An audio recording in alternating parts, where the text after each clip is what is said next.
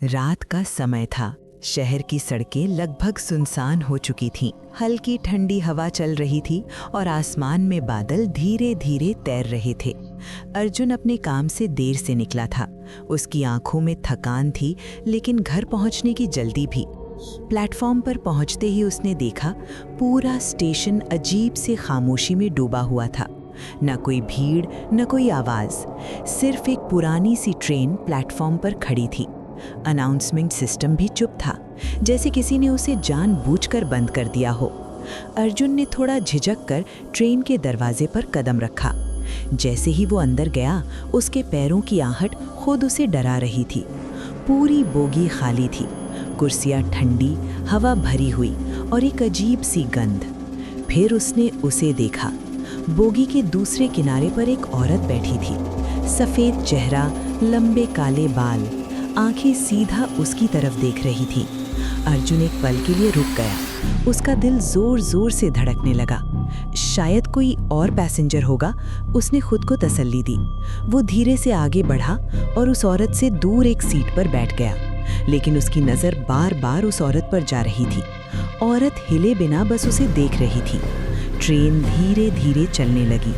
कुछ मिनट तक सिर्फ ट्रेन के पहियों की खड़खड़ सुनाई देती रही। फिर अचानक, तुम लेट हो, औरत ने हल्की सी आवाज में कहा। अर्जुन का जिस्म जैसे जम गया। जी? उसने हल्की सी आवाज में पूछा।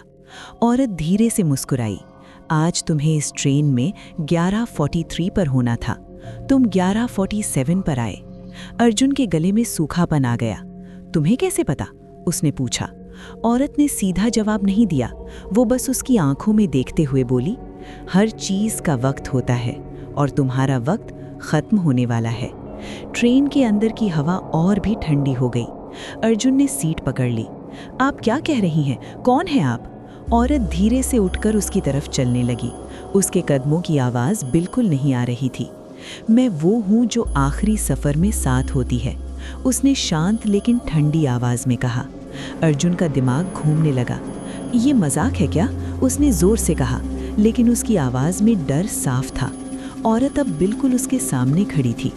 तुम्हारी मौत, उसने धीरे से कहा, आज रात 12:07 पर होगी। अर्जुन का दिल एक पल के लिए रुक गया। ये झूठ है, वो चिल्लाया। औरत ने उसकी आंखों में झांक कर कहा, तुम घर जा रहे हो, राइट? अर्जुन चुप हो गया। तुम्हारा फ्लैट 3rd फ्लोर, खिड़की के पास एक पुरानी रेलिंग है, औरत ने बिना रुके कहा। अर्जुन की सांसें तेज हो गईं। 12:07 पर तुम फिसलकर नीचे गिर जाओगे, उसने बिल्कुल सीधी आवाज में कहा। ट्रेन के अंदर एक ठंडी हवा का झोंका आया। नहीं, अर्जुन जोर से बोला, मैं नहीं मरूंगा। औरत बस धीरे से मुस्कुराई। सब यही कहते हैं। ट्रेन एक झटके से रुक गई। स्टेशन आ गया था। दरवाजे खुल गए। अर्जुन बिना पीछे देखे भागता हुआ ट्रेन से उतर गया। उसका दिल अभी भी तेज धड़क रहा था। ये सब बकवास है, मैं सेफ हूँ, वो बार बार खुद से कह रहा था। वो तेज कदमों से अपने घर की तरफ बढ़ा। रात और भी गहरी हो चुकी थी। घर पहुंचकर उसने सीधा दरवाजा बंद किया और अंदर आ गया। उसने सांस ली, थोड़ी राहत महसूस हुई। देखा, कुछ नहीं हुआ, उसने खुद से कहा। क्लॉक की तरफ देखा, 12:05। उसका गला फिर सूख गया। बस 2 मिनट और सब नॉर्मल हो जाएगा।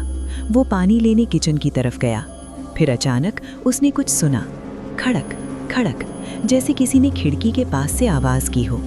अर्जुन धीरे से पलटा। खिड़की हल्की सी खुली हुई थी। हवा तेज हो गई थी। उसका दिल जोर से धड़कने लगा। मैं इसे बंद कर देता हूँ, वो धीरे से बोला। वो खिड़की की तरफ बढ़ा। जैसे ही उसने रेलिंग पकड़ी, उसके हाथ में पसीना था। रेलिंग पुरानी थी। उसका पैर हल्का सा फिसला। उसका दिल जोर से उछला। उसने खुद को संभाल लिया। बस थोड़ा और। क्लॉक 12:06। अचानक उसके पीछे किसी की हल्की सी हंसी गूंज उठी। अर्जुन जम गया। वो धीरे से पलटा और वहाँ वही औरत खड़ी थी। उसकी आंखें अब और भी अंधेरी लग रही थी। मैं कहा था ना, मैं आखिरी सफर में साथ होती हूँ, उसने धीरे से कहा। अर्जुन पीछे हटा, लेकिन उसका पैर फिसल गया। सब कुछ धीरे हो गया। उसने हवा में गिरते हुए उस औरत को देखा। वो अब भी मुस्कुरा रही थी। क्लॉक 12:07। एक तेज चीख रात की खामोशी में गूंज उठी। सब कुछ खत्म हो गया। अगले दिन न्यूज़ में एक छोटी सी खबर आई। एक आदमी अपने फ्लैट की खिड़की से गिरकर मर गया। पुलिस इसे एक एक्सीडेंट मान रही है, लेकिन किसी ने ये नहीं देखा कि रात को एक पुरानी ट्रेन में एक और पैसेंजर बढ़ गया था। सफ़ेद चेहरे वाली वो औरत अब किसी और का इंतज़ार कर रही थी।